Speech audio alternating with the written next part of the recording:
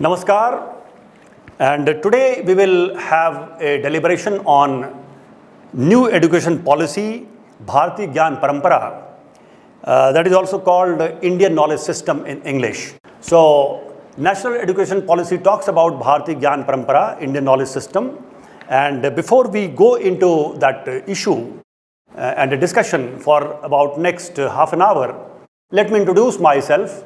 My name is Dr. Pawan Kumar Singh.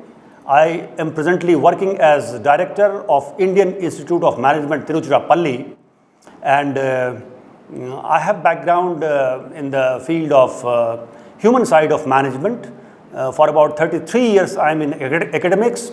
I have served in almost all systems of higher educational institutions, including state universities at Gyan and Kanpur, Central University at Indira Gandhi National Open University, New Delhi. I have worked also at a national institute, that is National Institute of Industrial Engineering at Mumbai, and then I joined Indian Institute of Management, Indore, as a professor. I have also served as the Director of Management Development Institute, Gurgaon, and I was academic chair of the first committee of Indian Institute of Management, Sambalpur. So this is my journey, but most importantly, I am a learner, I am a student and a professor in the field of organizational behavior and human resource management. I have been working for last 20 years in the field of Indian knowledge system, scriptures and interpretation of Sanskrit scriptures for managerial uses. So let us begin this topic, new education policy that talks about Indian knowledge system, Bhartiya Gyan Parampara. We would like to see in brief that what national education policy says about Bhartiya Gyan Parampara, and then we will see exactly what is Bhartiya Gyan Parampara, because purpose of this video, this interaction with you is that in turn you should be able to actually convince and interact with larger audience that how Bhartiya Gyan Parampara and its spirit can be embedded into our education system, how Bhartiya Gyan Parampara can be intertwined with whatever subject you are dealing. You may be dealing with science or art or social science, humanities or agriculture or medicine or engineering. So these all issues will be a very joyful journey for all of us, let us say in next 25 minutes or so.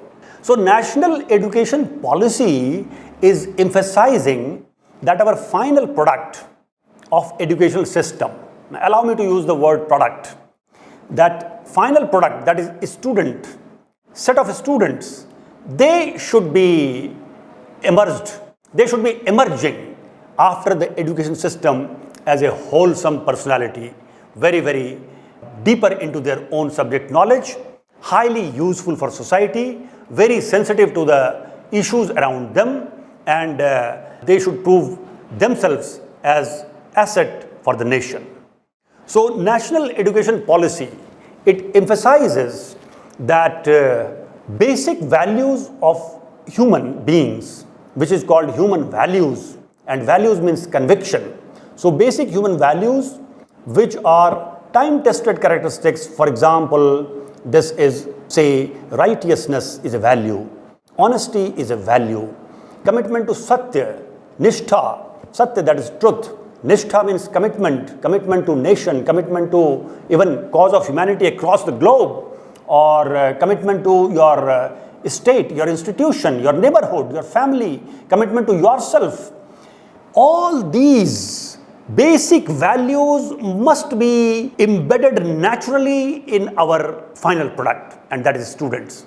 But before students learn all these values, we professors, teachers, need to remind ourselves about the Indian knowledge system, Bhartiya Gyan Parampara.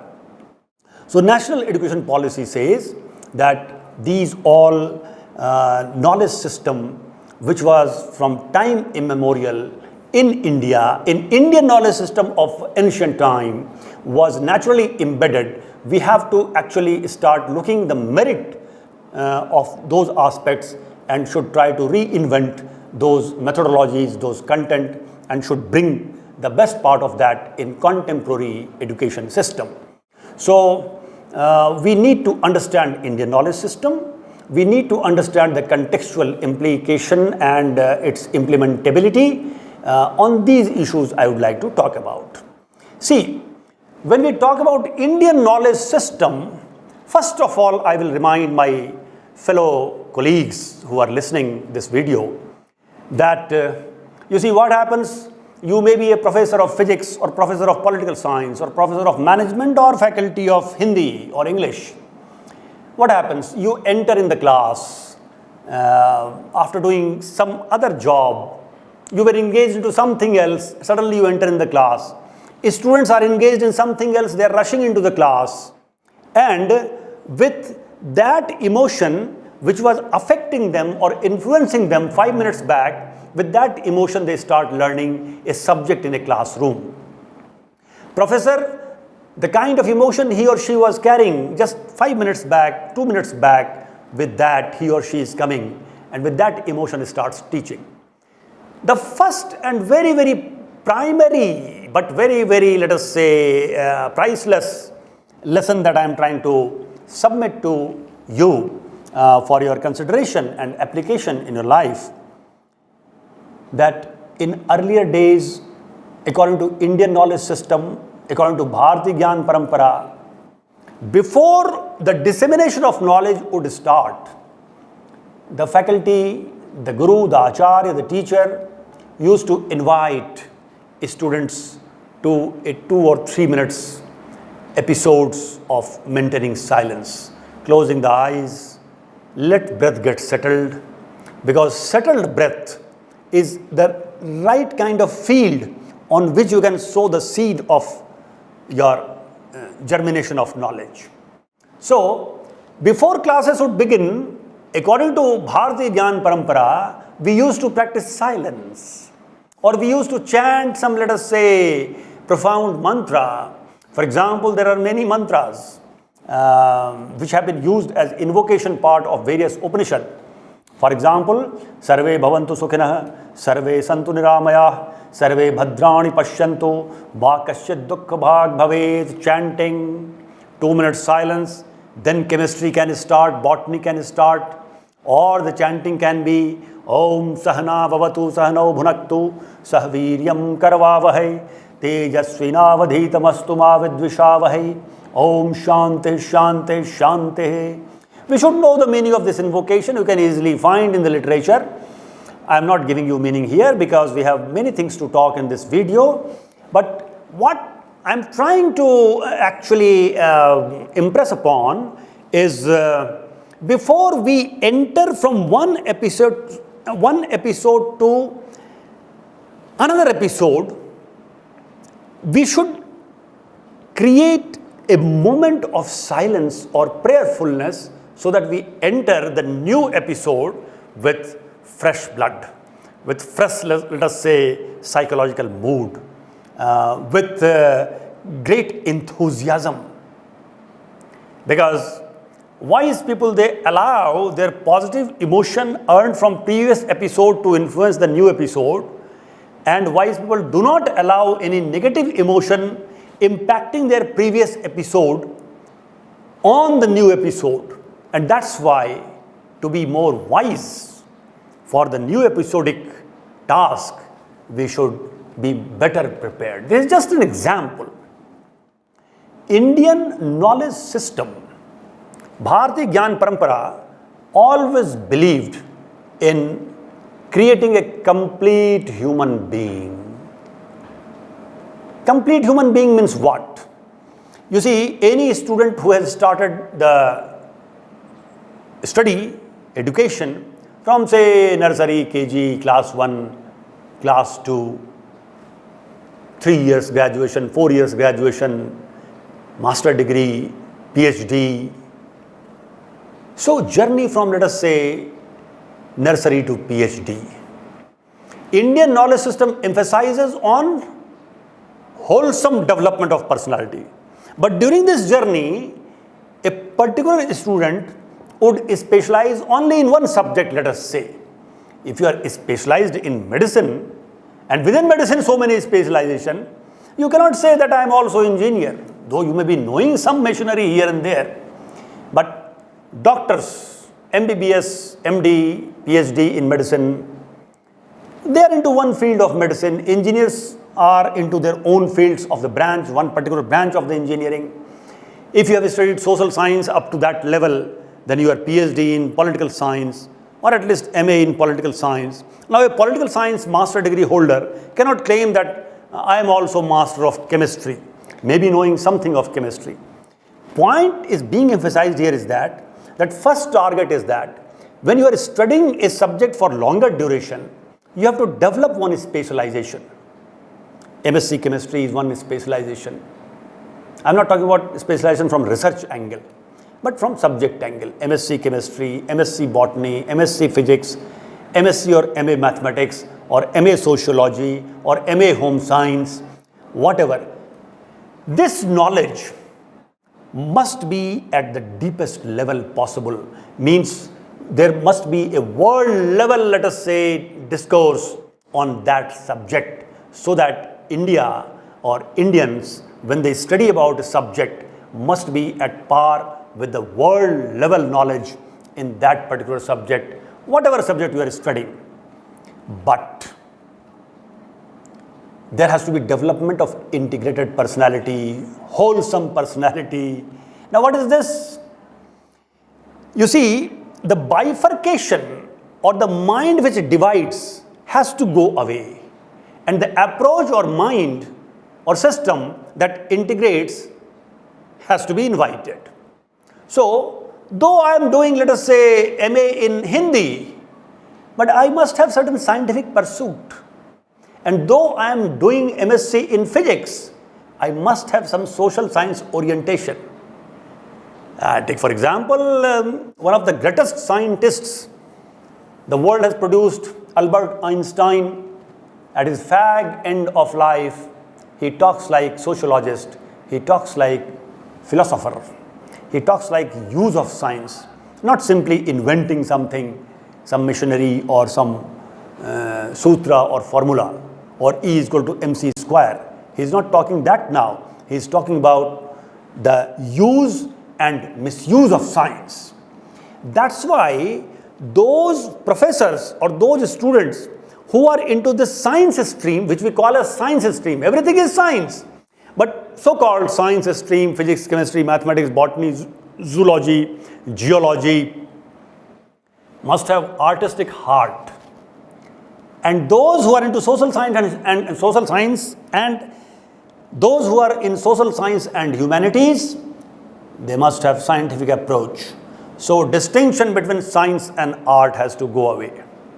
Similarly, academic program versus vernacular or let us say or academic programs and say trade related skills education, a kind of distinction we have created has to go away, because we have divided education in many ways, and that is not serving the purpose. We should rather unite. So science and art dichotomy has to go away. Education versus vocational study has to go away. English versus vernacular has to go away, because we have to become multilinguistic also, so that we are able to learn a language which is worldwide accepted, learn a language which in most of the part of the country is accepted, learn a language to be effective in a particular state in which I am living, and maybe we should learn a language which is Devavani, Devabhasha, Sanskrit, which is mother of many languages. We should learn, we should try to learn 2 languages, 3 languages, possibly 4 languages, because more we learn, more we are able to integrate. So, Indian knowledge system does not know dividing, it knows integrating. So, as I see, knowledge as such, irrespective of any stream we are talking about, knowledge itself is a big lake, big pool, brimming with water. थोड़ी सी मैं आपको हिंदी में बता दूं, ये जो ज्ञान है, चाहे वो किसी स्रोत से आ रहा हो, वो एक झील की तरह है, ज्ञान, ज्ञान की झील, और पानी वहां लबालब भरा हुआ है. The lake of knowledge is brimming with water. There is no depth of water, पानी की कमी नहीं है. And there are many ghats on which you can take bath or you can collect water. One ghat is known as physics, other ghat is known as chemistry, other ghat is known as sociology, other ghat is known as history. It is like that. So, say if you read a subject that is science with a heart of sociology, you'd also like to know that how this particular invention will have sociometric, let us say, dimension, or how it will actually influence humanity. Because after all, you are a scientist to serve the cause of humanity, or serve the cause of the world, or you are a social scientist or humanity expert for the cause of humanity only. In 14th century, the Adi Kavi of Bengali, Chandidas, had said, "Shabar upore manusatto, tahar upore nahi." It is a Bengali proverb, statement given by Chandidas in 14th century. It means that the cause of humanity is above everything. Nothing is above that.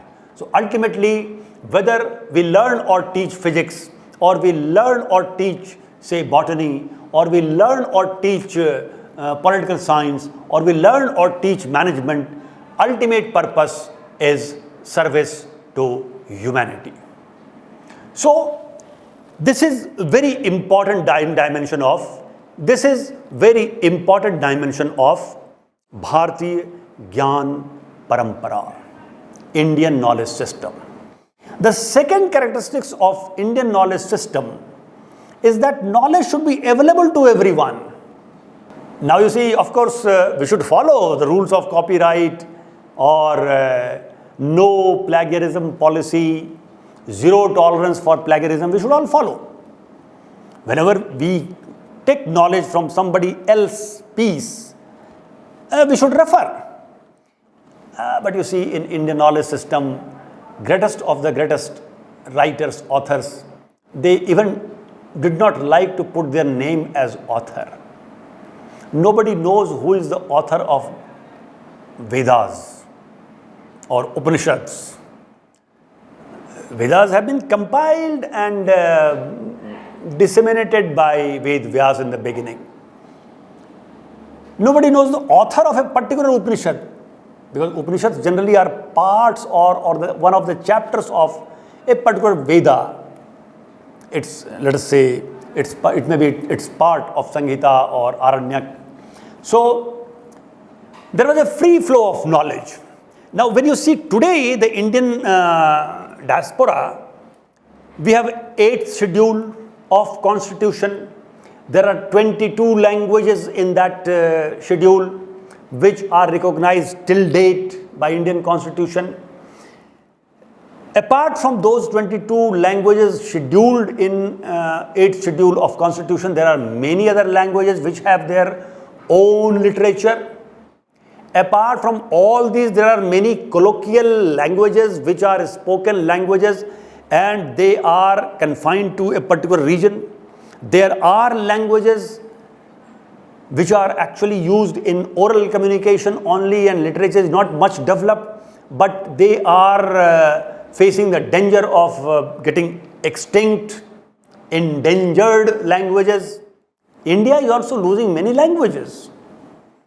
So in today's context, NAP is also saying, which is parallel to Indian knowledge system Bhartiya Gyan Parampara, that we should respect all languages. That is the beginning point. But then we should try to understand to some extent multi-languages. What is the best available in which language? For example, English, which is accepted language in India and major part of the world, and the most connecting language of the world.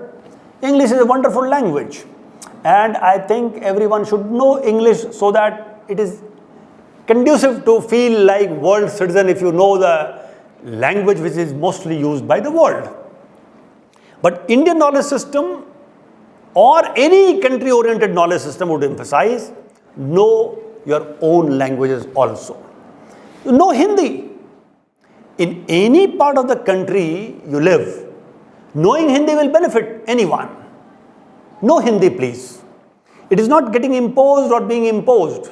But you not knowing, you will invite certain kind of limitations upon yourselves only. And when you learn Hindi, it is a wonderful language, either the prose part or poetry part. If you see the prose part, there have been great novels, there have been story books, there have been this drama books in Hindi, there have been short story books in Hindi, there have been Sanskrit translation of various popular story-oriented books of Sanskrit like Panchatantra or Katha Sarit Sagar or Hitopdesh. They are available in Hindi. Enjoy that. And if you go to the poetry part of Hindi, wonderful poets, they have contributed to the language of Hindi. And you belong to any state, try learning and you will find that poetry is giving you a scintillation. It is charging you with energy and pride for your own country. There have been many great poets. Now, poets like, let us say, Malik Muhammad Jaisi in Hindi, or contemporaries were like Kabir or Tulsi or Raskhan or Rahim. Later on, we find great poets under various systems of literature development like Ritukal or Chayavad. So we have Sumitra Nandan Pant, we have Jayashankar Prasad, we have Surikant Tripathi Nirala, we have Mahadevi Verma, we have Ramdhari Singh Dinkar, we have Maithili Sharan Gupt, we have Subhadra Kumari Chauhan. Read, know. And if you want to know, let us say, some literature which are basically oriented towards present Punjab, that is in the part of the country, or there was one integrated Punjab, some portion went to Pakistan. In that area also, Punjabi literature flourished. Try to know about, let us say, what is the writing of Farid, what is the writing of Bulle Shah. Then see in Rajasthan area, many Sufi saints, they gave their literature and they were Rahasyavadi. They wrote about, let us say, Supreme Lord or Supreme Power, like Dadu from Rajasthan was very popular. Or when you go to Gujarat, we should try to know what Narsi Mehta is saying. If we go to Maharashtra, see that what Guru Ramdas has said. If you go to Karnataka, please see what poet, great poet, saint poet Purandar Das had to say. If you go to Tamil Nadu, in Tamil, Tirukkural was written by Tiruvalluvar. Enjoy it. If you go to Andhra Pradesh, enjoy the literature of Vemana. If you come to Bengal, so many poets are there. Odisha, in Bengal, we had Rabindranath Tagore, we had Kazi Nazrul Islam, we had literature like Raj Tarangini. So, or if you go to eight sisters, if you go to seven sisters of Northeast, there have been many literature, short stories, and these stories are very heart-touching. Uttar Pradesh, of course, Bihar, so many poets came. Uttar Pradesh has been place of poets in Hindi. In Bihar, we had Maithili poet, very popular there. Then if you come to Madhya Pradesh, there have been many poets in that area, especially from Hoshangabad area and other areas. So, India has so many rich languages. It will be not possible for us to know all the languages. But national education policy is also emphasizing on rejuvenating the literature of India by providing translation supports. And through these translation support, we will be able to know in our own language, which I know, about the contribution of multi-languages which are existing in India. So, What I'm trying to say as the second point, the first point was have respect for all subjects. Second point is that have respect for India through so many approaches, and one approach is that know your languages. We are custodian of many languages. So that is number 2. Number 3, that Indian knowledge system, how it can be imbibed in our education system so that faculty, institution, society, especially students, they get the best of the best knowledge in their own area of specialization embedded with Indian knowledge system, Bhartiya Gyan Parampara. Say for example, when we take mathematics, India was advanced in mathematics. Astronomy, there is Indian system of astronomy which is highly scientific. There is subject like botany. In field of botany, we have actually one Veda, Upaveda, that is Ayurveda, which is basically exploration of the field of botany and knowing various kinds of vanaspati and their implication, medicinal implications. So whatever specialization you have, Indian knowledge system can be embedded irrespective of whatever subject you are teaching as a professor or whatever subject a student is studying at any level. So I would suggest, this is just a proposal for your consideration, that Indian knowledge system can be embedded in our education right from beginning, education meant for children up to education meant for, let us say, PhD level degree. How it can be done? See, during class 1, 2, 3, up to class 3 in schooling, because schooling we cannot ignore if we are only dealing, even though we are getting salary out of working into higher education system, we should not lose the sight of schooling. In class 1, 2, 3, bring the best of the stories being shared in our literature, which have developed from our own original sources. Even research findings in psychology say that the kind of stories you share with your children in your childhood actually impacts also the economic health of the nation.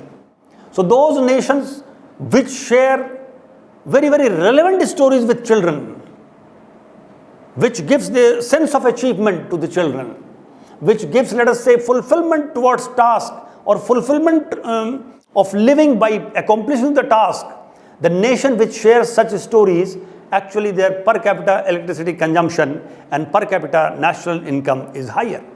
So the type of stories that schooling nation is studying impacts the economic indicators of nation. Let us share in class 1, 2, 3.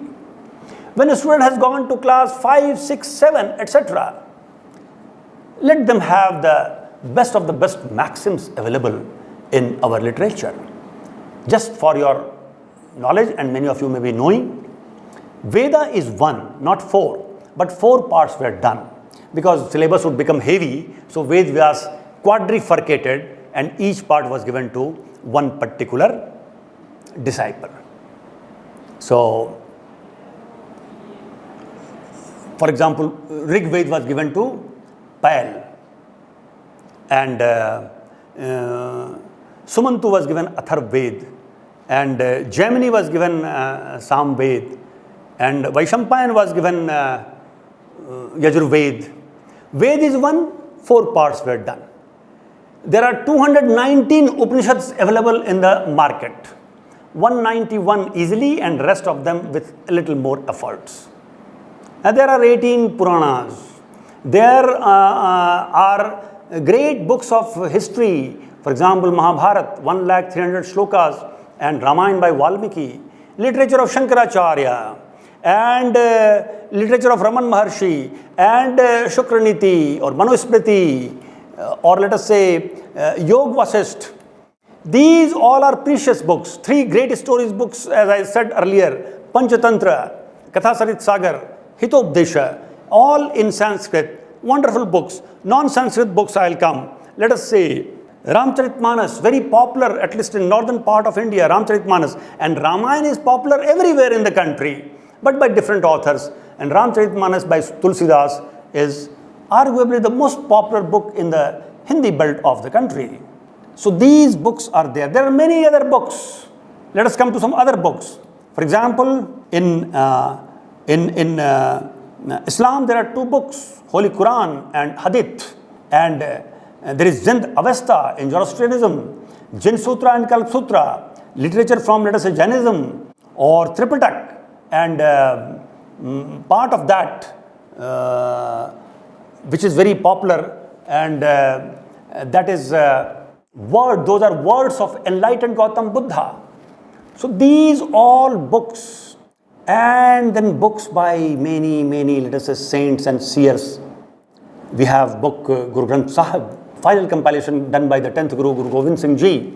And 6 Gurus Vani are there, and there are 15 saints Vani, and about 3 or 4, let us say, other servicemen who also used to write their Vani. So many things are there. So these all, if are properly studied, and their best of the best knowledge, quintessential knowledge brought into, and can be given to a student, the best of the best maxims during class 5, 6, 7, that is good, that is better. And during, say, intermediate programs or class 9th, because class 10th I would suggest you should leave them for their matriculation exam. But class 9th, they should understand about certain books, certain literature. In intermediate or first year of graduation, during that period, we should give them one full course on Indian knowledge system. Because Indian knowledge is not actually regional knowledge. It is world knowledge, world wisdom, and India is custodian. So during graduation or at the end of plus 2 level, they must have a full course on Indian knowledge system, whichever subject you are studying. And during post-graduation, there has to be Indian knowledge system or human values connected to your profession. For example, if somebody is doing MD, so Indian knowledge system and human values for doctors. If you are doing engineering or let us say MTech, then Indian knowledge system and engineering, pursuit of engineering in Indian knowledge system. In this way, we can create embedded Indian knowledge system inputs at various stages of education, and in that course basically we would be able to make best use of Indian knowledge system and create this nation full of integrated personality who have got multidisciplinary knowledge, who are actually meditated within rather agitated outside. So with this, there was there is a time limit. So with this, I would wish that first of all, we should invest ourselves in knowing Indian knowledge system, creating repository, using translation mechanism, and then convincing our nation, young people, students who are actually, whose personality depends on what we teach them. And with this, I wish you the best. May God charge us with energy to understand the deeper repository of Indian knowledge system. Thank you very much. God bless us all. Thank you. Namaskar.